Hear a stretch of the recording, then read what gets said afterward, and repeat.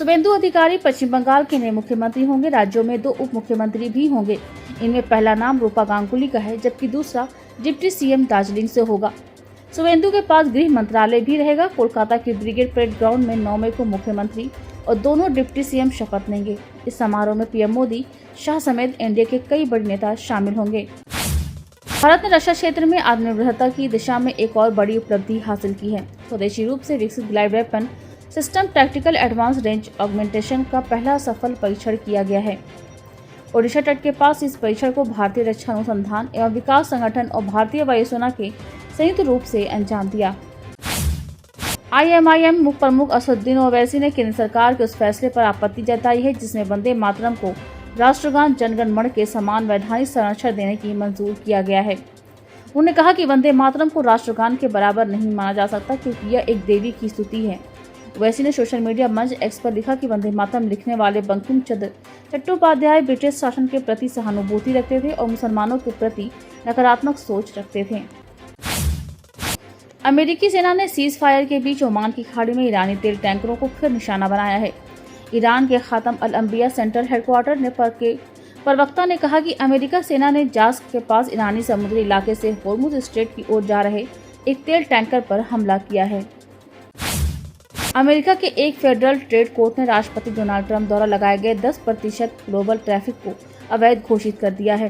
Court ने 2-1 के बहुमत से फैसला सुनाते हुए कहा कि ट्रंप प्रशासन के पास कांग्रेस की अनुमति के बिना इतने बड़े पैमाने पर आयात इंपोर्ट ड्यूटी लगाने का अधिकार नहीं है। रूस और यूक्रेन के बीच युद्ध एक बार फिर तेज होता दिख रहा है। रूस ने दावा किया है कि उसके गुरुवार रात यूक्रेन की ओर से दागे गए 347 ड्रोन मार गिराए। मॉस्को के मुताबिक ये हमला 20 से ज्यादा रूसी क्षेत्रों को निशाना बनाकर किया गया था। इसे युद्ध शुरू होने के बाद यूक्रेन के सबसे बड़े ड्रोन हमलों में से एक माना जा रहा है। इससे पहले मार्च में यूक्रेन ने 389 ड्रोन लॉन्च किए गए थे। भारतीय T20 टीम के कप्तान सूर्य कुमार यादव पिता बन गए हैं। उनकी पत्नी देविशा ने बेटी को जन्म दिया है। ये बेटी दोनों की पहली संतान है। मार्च में देविशा की बेबी शावर का वीडियो वायरल हुआ था। 35 साल के सूर्य कुमार यादव ने 2016 में देविशा शक्ति से लव मैरिज की थी। कॉलेज के दिनों में एक डांस परफॉर्मेंस के दौरान सूर्या ने देविशा को देखा और उसे पसंद करने लगे थे। सूर्या IPL में मुंबई इंडियंस से खेल रहे हैं, जिसका अगला मुकाबला 10 मई को रायपुर में होना है। सूर्या का खेलना तय नहीं है। रिपोर्ट के मुताबिक सूर्या टीम के साथ रायपुर नहीं गए हैं। BCCI वनडे और T20 फॉर्मेट में एक ही कप्तान पर विचार कर रहा है। यदि ऐसा होता है तो वनडे से शुभमन गिल और T20 से सूर्य कुमार की कप्तानी जा सकती है।